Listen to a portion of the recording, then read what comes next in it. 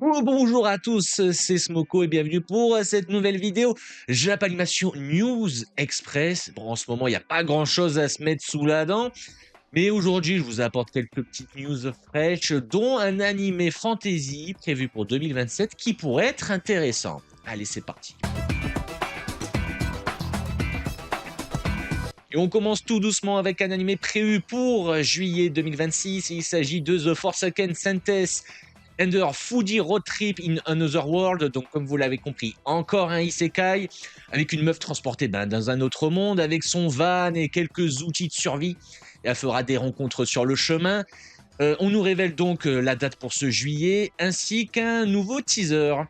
Peut-être que cette licence va vous rendre nostalgique parce qu'elle va fêter ses 15 ans en format animé.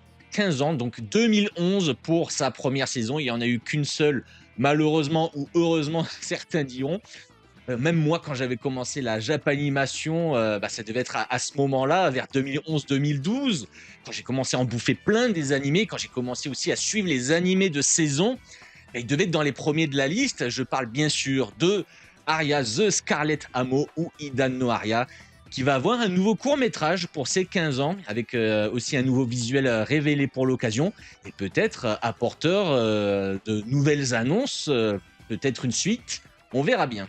On attendait quelques news pour cet animé de Volleyball. Après un premier film qui a fait un carton au Japon, je ne sais plus s'il était sorti chez nous dans nos salles françaises, j'ai un doute, mais en tout cas, le deuxième film qui devrait clôturer normalement la saga IQ nous révèle un nouveau visuel et une date pour 2027.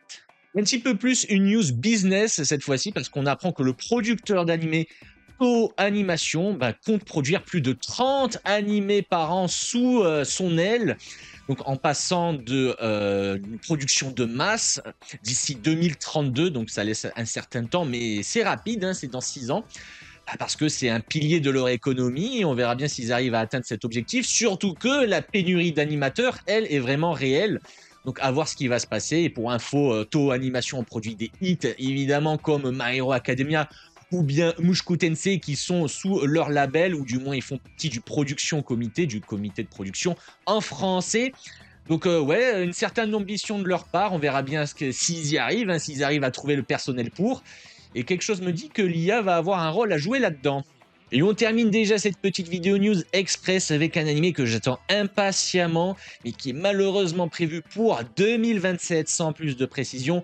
Il y aurait, avec des bruits de couloir, des problèmes de production, j'espère que ça ira bien pour eux.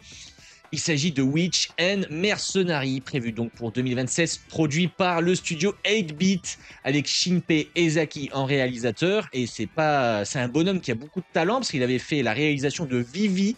Rappelez-vous l'animé l'animé original produit par 8 Studio, dont il était le réalisateur, que je vous conseille d'aller regarder parce que c'est génial.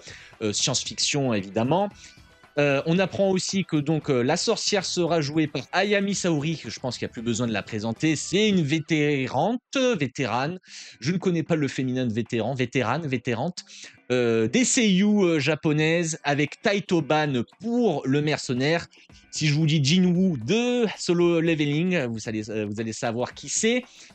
Donc ouais, prévu pour 2027 avec un nouveau trailer et on attend ça avec impatience. Ce qui conclut donc notre petite vidéo News Express Japanimation. C'était Smoko, merci de m'avoir écouté, merci d'avoir regardé la vidéo. Et sur ce, je vous dis bye bye et à la prochaine.